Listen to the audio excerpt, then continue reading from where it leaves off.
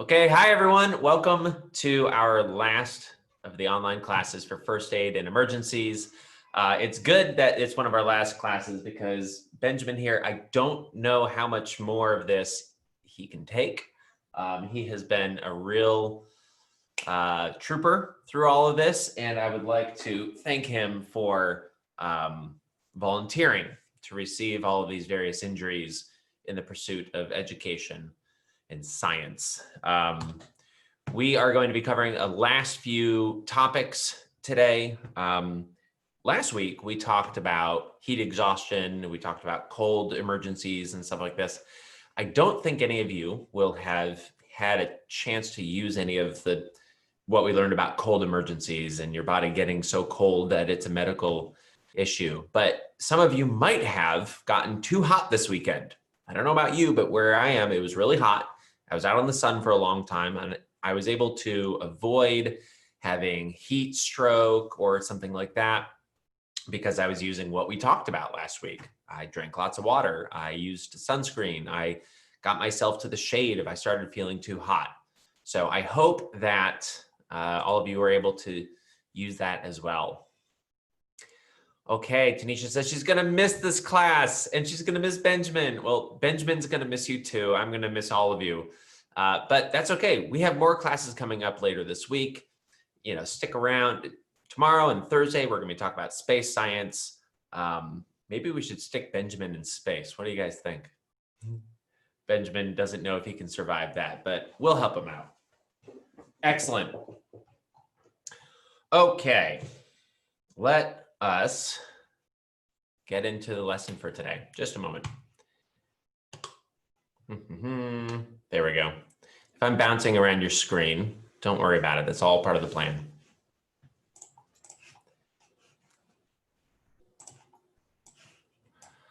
All right. Here we go. Choking. That's the first subject we're going to talk about today. Your windpipe is the tube that carries air from your nose and mouth to your lungs. The opening to the windpipe is very close to the opening of the tube that carries food to your stomach, and sometimes food can get into the windpipe by mistake. When a person gets food or an object stuck in his windpipe, it makes it very difficult or impossible to breathe. The person may choke, cough, or be unable to do anything at all. Many people who are choking will put their hands to their throat as a signal that something is wrong. A person who is talking or crying out loud is actually not choking, although he may feel like he is. A person who is truly choking cannot speak or make sounds with his voice. When you are trying to help a choking person, it is important to let him know what you are doing and then act quickly. Okay, so Benjamin was eating. Okay, we're going to take the mask off of Benjamin here because Benjamin was eating, so he wasn't wearing a mask. And he was eating eggs and bacon, a great morning meal, a great breakfast. So he was eating eggs and bacon and he started kind of, and he's kind of choking, trying to cough, trying to clear his airway, choking, trying to cough. All right, first aid, encourage the person to keep coughing until he coughs up the thing he's choking on. All right, good. Yep, good job, Benjamin. Keep coughing. If there's coughing, if there's air coming out over and over and over again, it means air is coming in over and over again. And while it might be super uncomfortable for the person, there is breathing happening, and that's very good. So he'll keep coughing until, oh, there's that, there's that piece of bacon that was lodged in there. If he cannot do this, get the person to lean over and hit him 5 times firmly on the back between the shoulder blades with a flat hand, not a fist. These are called back blows. A blow here means a hit or a punch. Check quickly after each back blow to see if he is still choking. So if he's there and he cannot cough, I'm going to be hitting like that. It's going to help dislodge, help push that thing out of the way. Nope, still having trouble. All right. If he is still choking, use abdominal thrusts. These are quick pushes on the person's abdomen. here is how to do an abdominal thrust. This is also called a Heimlich maneuver, developed by a doctor with the last name Heimlich. I don't know if this is true, but the story I heard was Dr. Heimlich never had to do it himself. He never had a chance to use this maneuver on anyone during his life, but he figured out what to do and how to do it. So use abdominal thrusts. Stand behind the person with your arms around his waist, just like you see in the picture right there. Good. Find the person's rib cage. Clasp your hands together so that the knuckle of one thumb is above the person's belly button, but below his rib cage. Okay, those are a lot of words. Let's talk about that. Benjamin sitting right there. Excellent. So on my own body, I can feel there's bone here, and then the bone stops and it gets soft and squishy below that. That is the bottom of the rib cage. So if you're going to be trying to help this person out, if you're pushing on the rib cage, it's not going to be doing a whole lot. But if you can get under their rib cage, right where it's squishy, okay, good. Bone, squishy, bone, squishy. That is what I'm looking for, right? Clasp your hands together, like so that the knuckle of one thumb is above the person's belly button, right here, but below his rib cage. So there's like a area right there that you're looking for. With your hands in this position, pull quickly inward and up at the same time, then relax your arms. This is like squeezing a plastic bottle with a stopper to make the stopper pop out. So we're like squeezing that plastic bottle. So this is gonna hurt. It's not gonna be comfortable for the person. We're not trying to have it be comfortable. We're trying to have them not choke. So just like if someone is bleeding a lot, as we talked about in a prior class, and you need to, put something on the wound to help stop the bleeding, and you really need to push, and it might hurt them. Sometimes you have to do something that's uncomfortable in order to do what's necessary to help someone in an emergency like this. So we have found that position there, and we are going to push.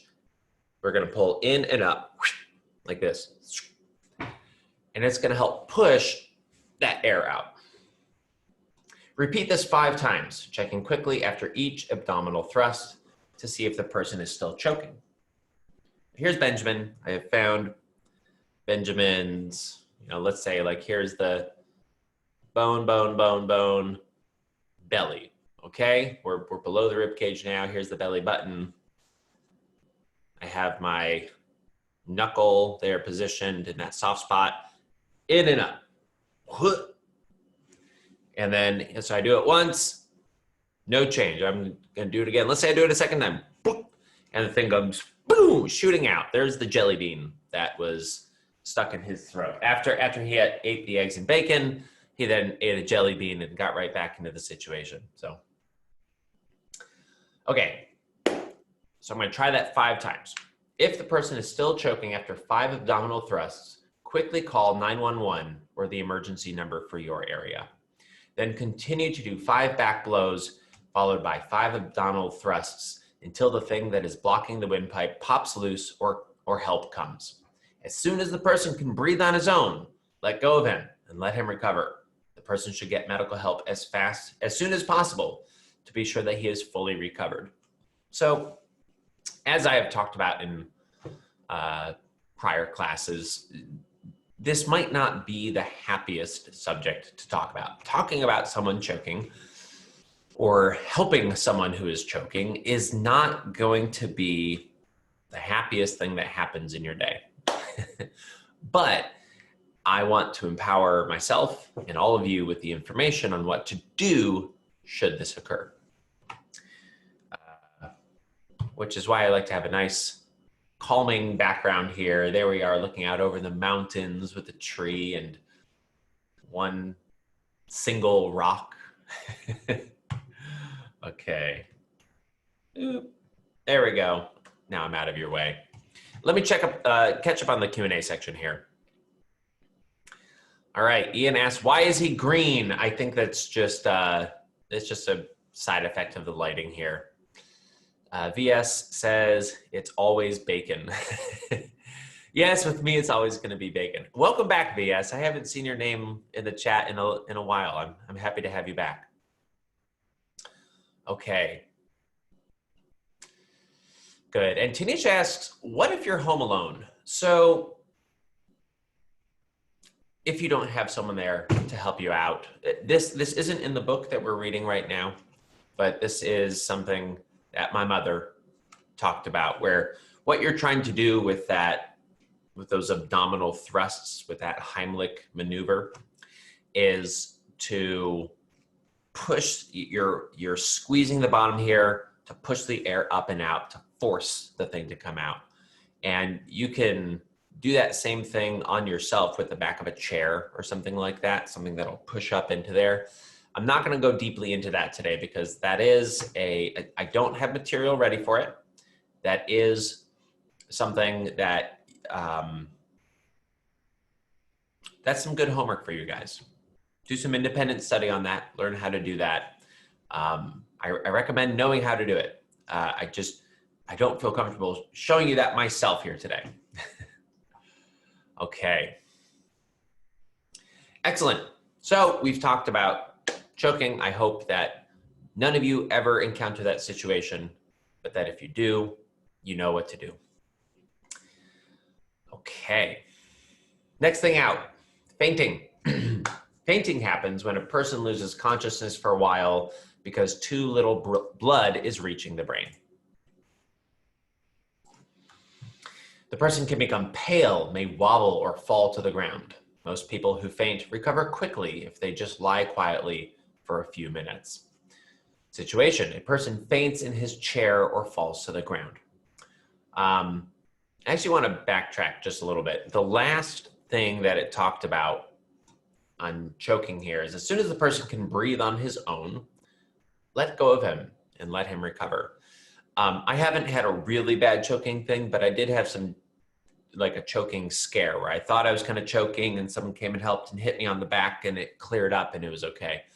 And the last thing that I wanted after that was someone all up in my space and like, hey, can I help you? Are you okay? I needed people to just not touch me and let me just catch my breath and recover and just be me for a moment. So do that after you've assisted this person who may have been choking, is just taking a step back, don't touch them, let them be. Yeah.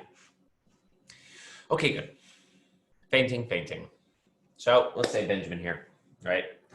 He faints in his chair. He's in his chair and he just kind of like, whew. So have the person lie down or keep him lying down until fully recovered.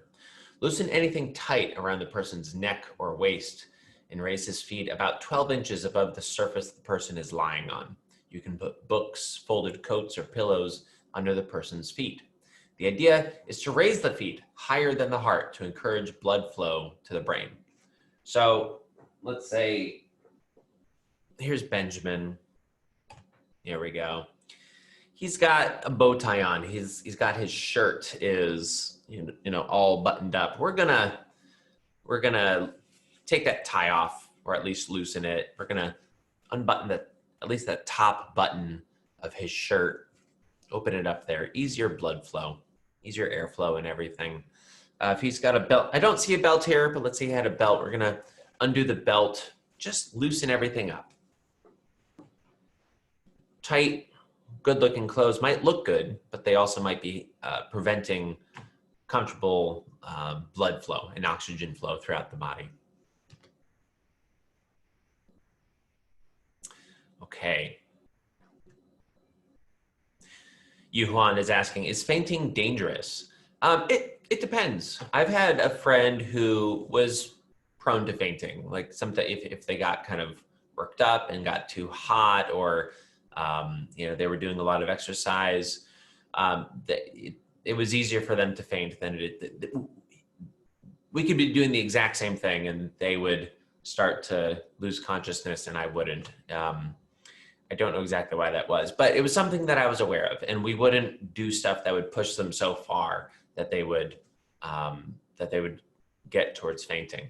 Fainting could be serious or it could not be serious. You want to treat it as if it is because you don't know. Ananya is asking, how is the poor guy still alive? Benjamin is still alive because of our expert first aid skills that we've learned here over the last month or so. So good job, everyone. Adira says, he looks very sick. You're not wrong. You're not wrong. We tried a new lighting setup and stuff today, and I think it made us look more green than normal. So we'll continue to work on that. But let's just assume that he's okay here. All right. Takashi's asking, what if there was no pillows or books?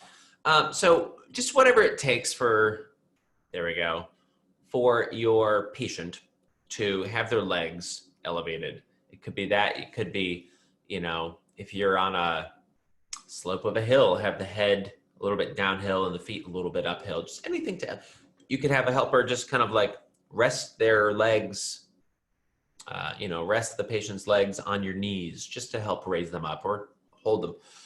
There should be something around a backpack as you're hiking or something like that to elevate those legs. Okay. Oh, and Katya's asking, why does Benjamin have an eye patch? Several weeks ago when we were talking about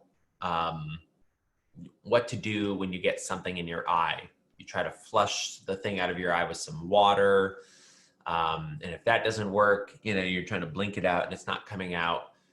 You want to put an eye patch over it to keep yourself from rubbing it, to keep it from getting more irritated until you can get to a doctor.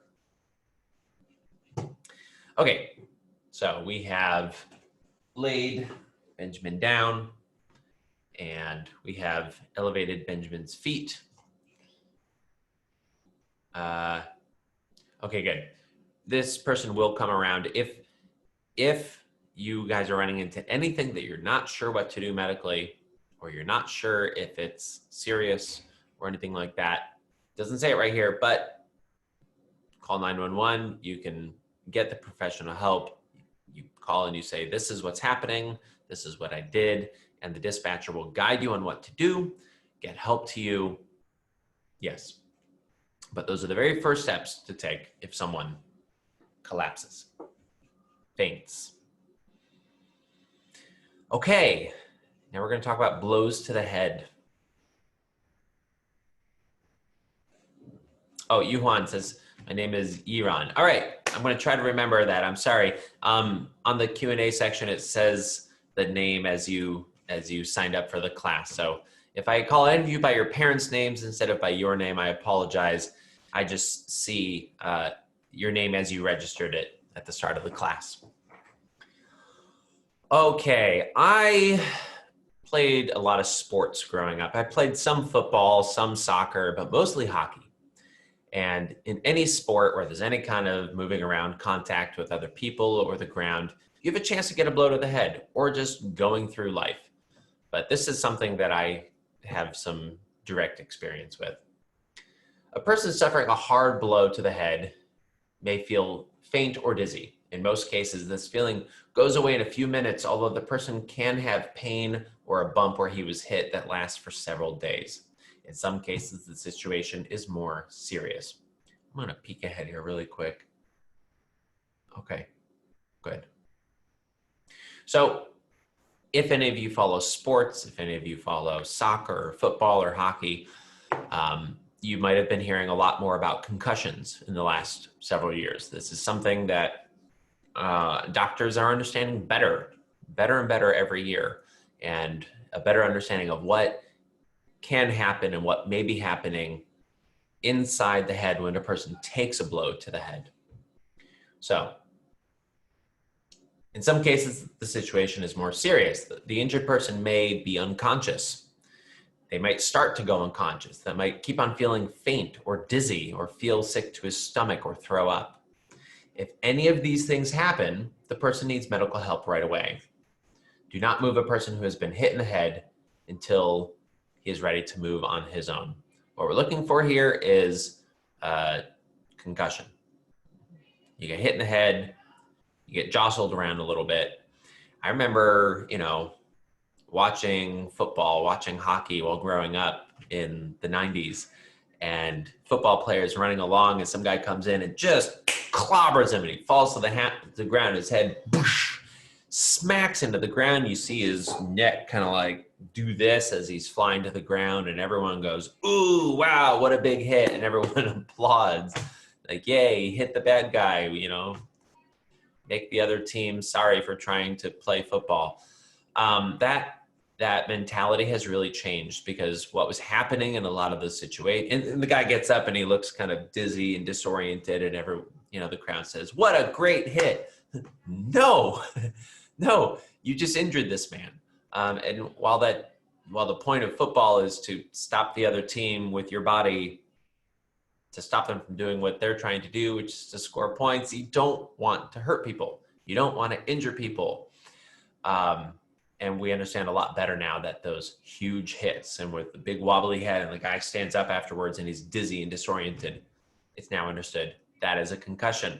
You need to treat that properly, or it could lead to really negative side effects. So a person has hit his head. Help the person lie down or keep him lying down until he is fully recovered.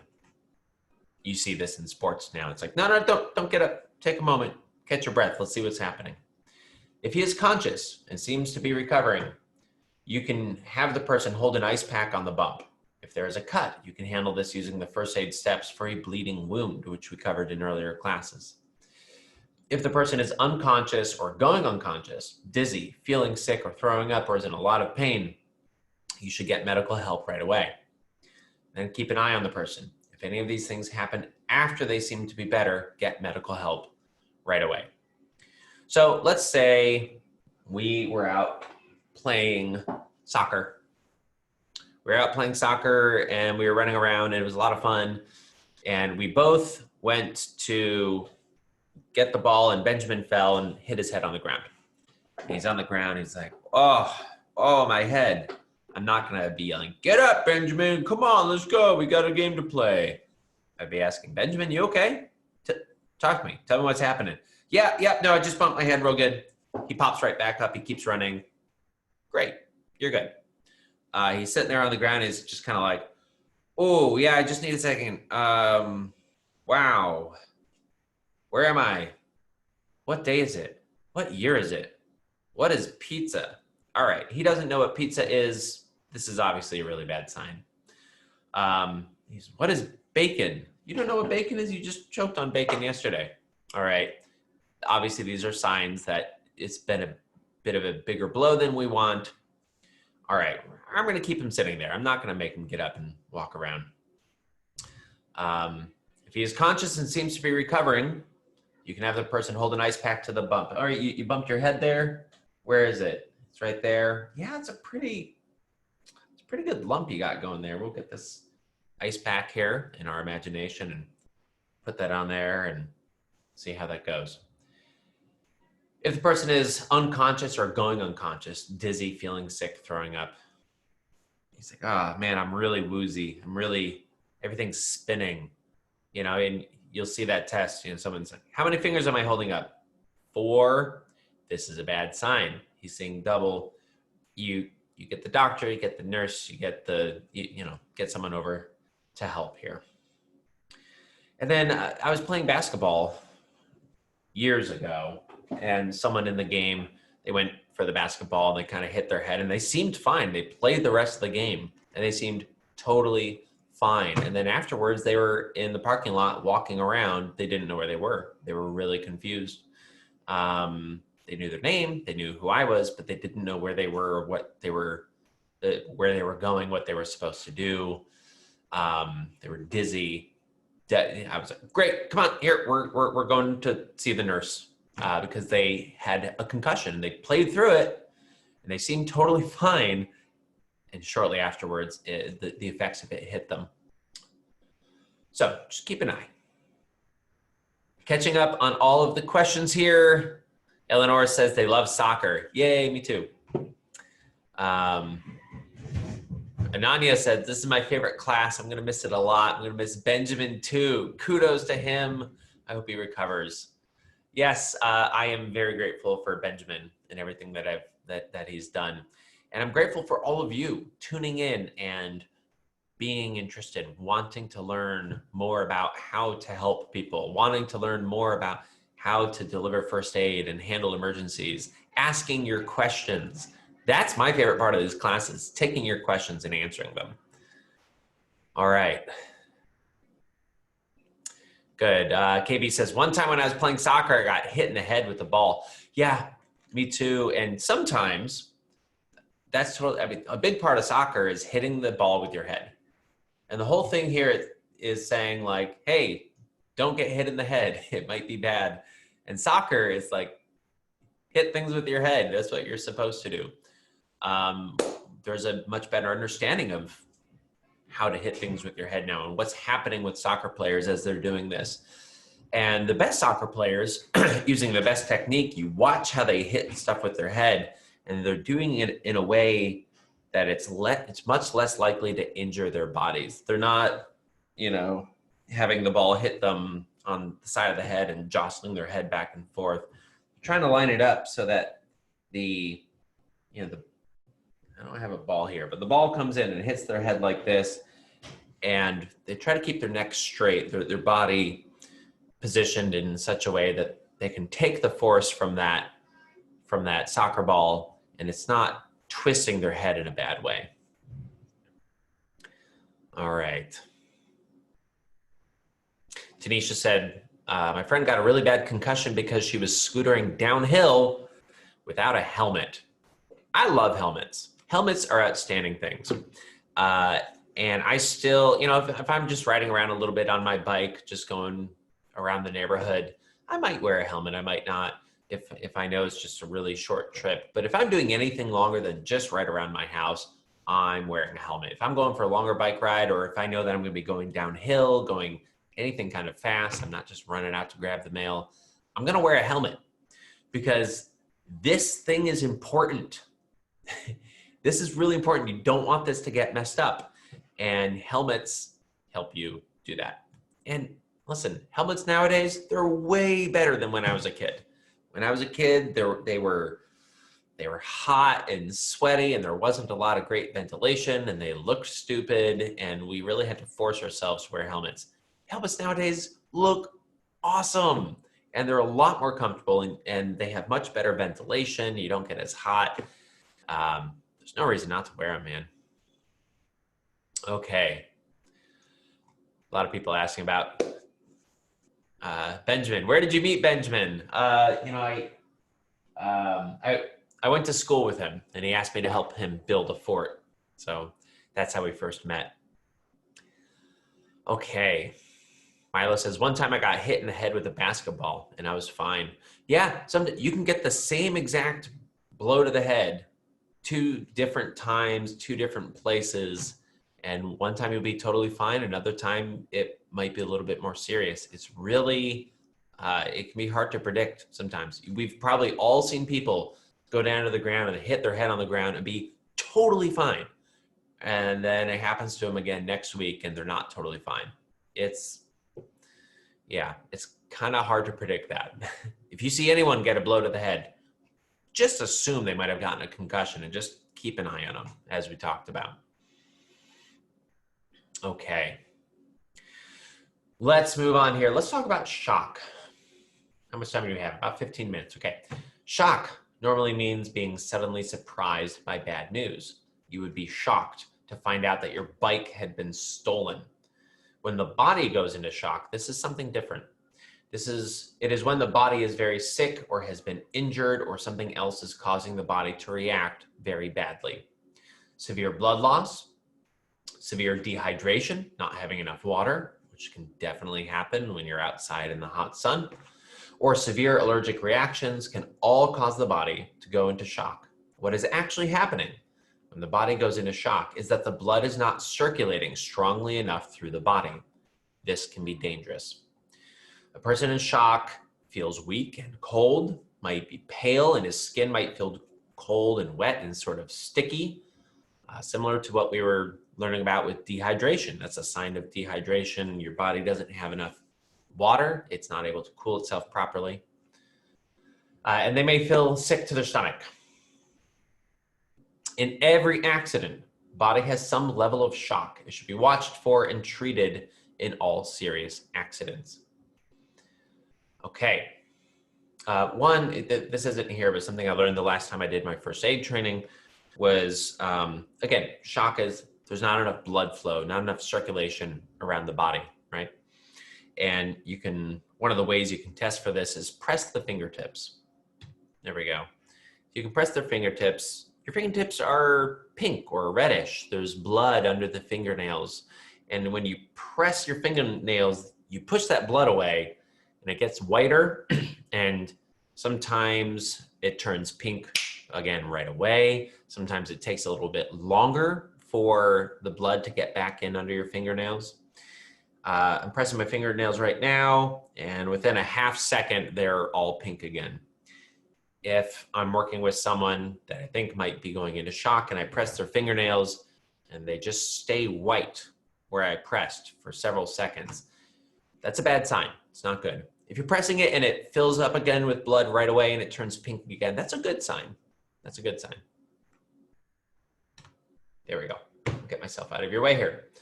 So, situation. A person, poor Benjamin, has been injured and seems to be suffering from shock. First aid. Call 911 or the emergency number for your area. Yes, hello. I was outside with my friend Benjamin. We were working on his fort, and I think he got too hot in the sun. And now I think he might be going into shock. Let's take a look at the symptoms. He feels very weak, and he feels cold, but it's like 95 degrees out, and his skin feels kind of cold and wet, and he kind of feels sick to his stomach, and I press his fingernails, and they're not filling back up with blood right away. It takes 3 seconds. Okay. Have the person lie down with his feet raised about 12 inches above the surface he's lying on. Hey, this sounds pretty similar. A lot of these skills that we're learning, we're using for several different situations. How about that? This is to strengthen the blood flow to the brain and important organs. If the person has had injury to his back, neck, or head, do not raise his feet because this can cause further injury. So again, with concussion stuff, you want to treat that very gently and wait for the doctor or the nurse or the ambulance to come and take a further look at that. Cover or wrap the person to keep him warm. Loosen any tight clothing. I'm going to adjust that recommendation real quick. If it is outside where it might be heat exhaustion that is playing a role in this shock, then you want to keep the person cooled down. You want to prevent them from getting too hot, right? But let's say it's not super hot. Let's say it's a nice, comfortable 70 degrees, but something happened here and he's going into shock. You do want to keep them warm. Loosen any tight clothing. We're doing that no matter what. Loosen that tie, loosen the belt. There we go. Keep talking with the person calmly and try to help him feel relaxed. That help is coming.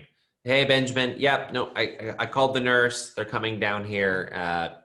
Yep. You're going to be good. That wasn't a very good motivational speech for me, was it? That was very unconvincing. You'll be fine.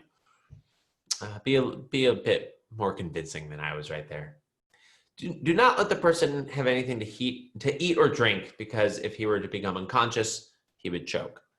He's like, oh man, can I have a granola bar? No, man, just chill. The nurse is coming. I'm being a horrible friend right now, but I hope that you can all do better. That you can give a better comforting speech to your Benjamin at home. All right. Hey, yeah, no, Benjamin, I got it. You're hungry. We're going to get a snack in a little bit. Let's just wait for the nurse to come down. We'll see what she says. I got this granola bar right here for you. Don't worry, I'm not going to eat it. I think that was better. Okay. Gail's asking if I decorated Benjamin. The only thing I did to Benjamin was attempt to cure him and assist him with various injuries as we've gone through. All right.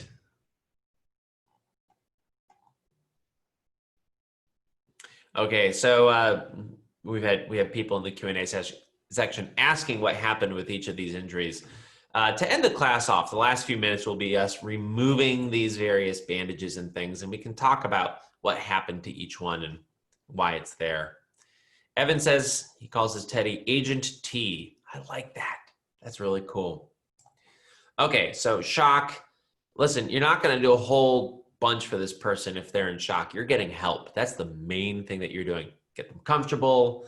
You know, if they're overheating and stuff, get some wet towels or something on them to cool them down, as we discussed. If it's not super hot out, you want to cover them and preserve their body heat. You've all probably seen movies or TV shows where after the car accident and the ambulance has shown up, there's always some scene with the person sitting in the ambulance or sitting there with a blanket wrapped around them. That's if they're running into any kind of shock, the blanket helps keep their body heat in. And a blanket's just comforting. You know, a blanket and a cup of tea, hey, that solves a lot of stuff. All right. Making an emergency phone call. We talked about this in our first class. We've talked about it on and off in each class, I think. But knowing how to make an emergency phone call where you are is super important. In most of these situations here, it either said, call 911 as one of the first steps, or it said, if you do this, that, and the other thing, and it still seems like a problem, call 911 or call the emergency number.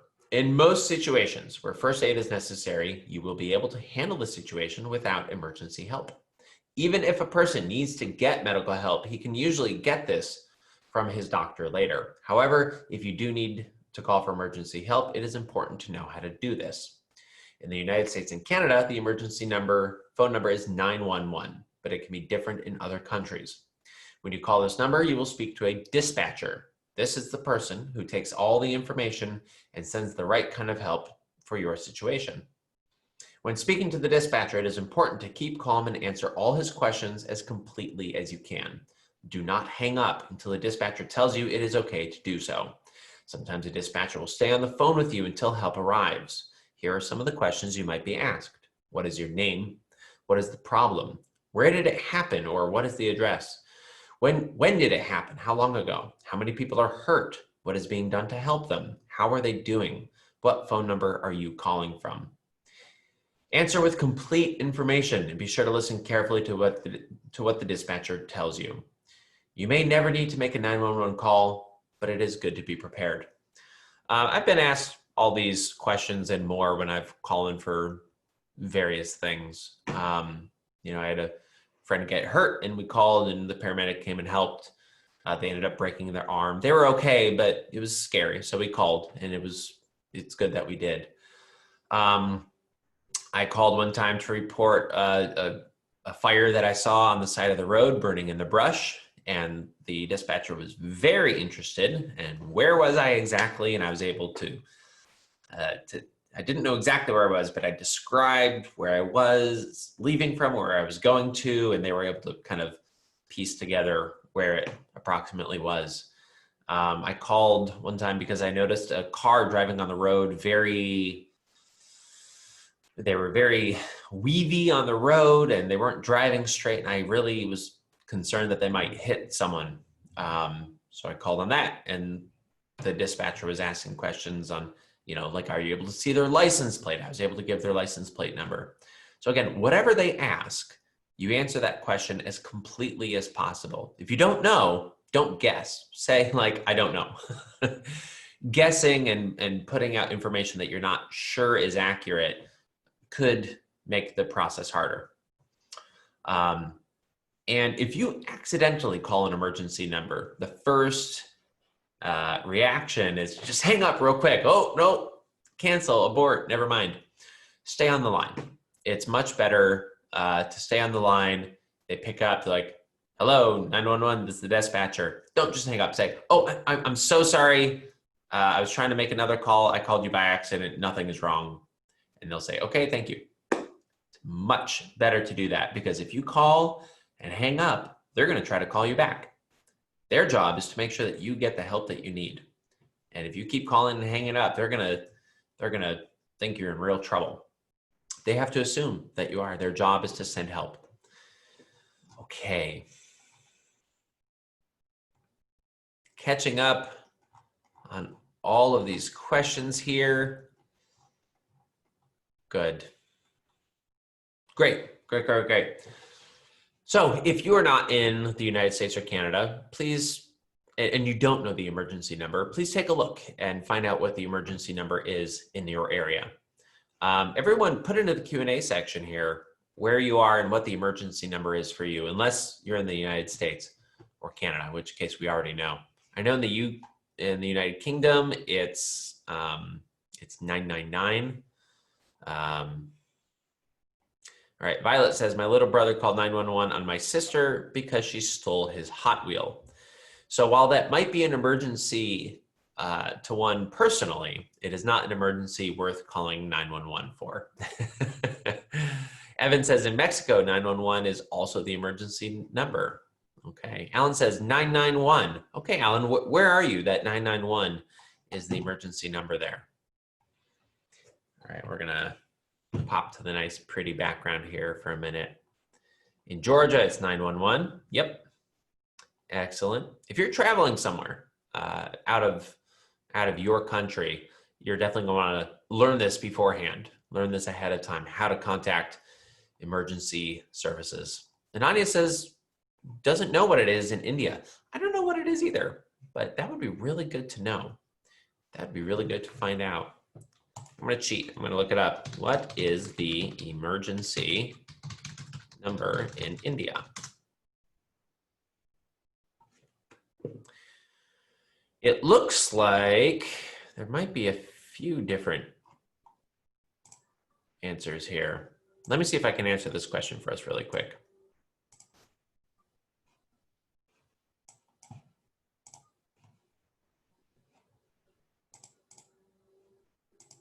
Looks like it might be 112. It looks like 112. But don't just take my word for it. You can do your own research on that.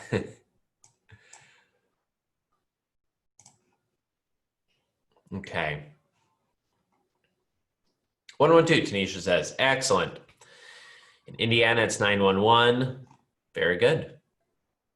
Well, I hope that none of you ever have to call emergency services for help, but now you know what to do and how to do it. You know how to handle a bunch of different emergency things if they happen. You know how to handle how to treat someone who has a cut and they're bleeding, or they got hit in the head, or they got too hot in the sun or too cold in the winter. You know what to do if someone sprained their ankle, all these things. So we are out of time here, but we're just gonna wrap up real quick. We are going to take his eye patch off. We covered his eye because he got some dirt and stuff in his eye as he was building his fort. His eye is feeling better now, so we can remove this. Good job, Benjamin. He scraped his knee real bad, and that knee has healed up. This bandage that we put on helped protect his knee as his body was doing all this amazing repair work. Sorry, Benjamin, I know it's probably tugging at your fur there. There we go. Okay, what happened on the arm here? He had a scrape on his arms. We bandaged that up. That's all good now. He twisted his ankle. Benjamin. There we go. His ankle is all healed up. What else happened here? He scraped his elbow. All right, any other injuries on here that we can see? I think he looks a lot better now. So I would like to thank Benjamin for all of his volunteer work. I would like to thank all of you for all of your questions. Stick around later today. We have music coming up in just a few minutes, and I can't see the note of what comes later this afternoon, but it's going to be an awesome class. Stick with me tomorrow. Tomorrow and Thursday, we're talking about space science. Oh, this afternoon, it's science with Marty at 1:15. You definitely want to be there for that. And this is the last week of our online classes for now. several months ago, we said that those were the end of our online classes, and then we continued them. So stick around. There might be more exciting news coming. And one final thing, everything that we were studying in this First Aid and Emergencies course came from Heron Books. There is a First Aid and Emergencies course from Heron Books that you can buy. All the material that we just went over, you can get it there. There's a lot of other stuff too. Math, science, reading, tons of stuff. Check it out. You're going to see some really cool things. There's the website, heronbooks.com. Everyone, thank you so much, so much for joining me. And yeah, we'll see you in the next class.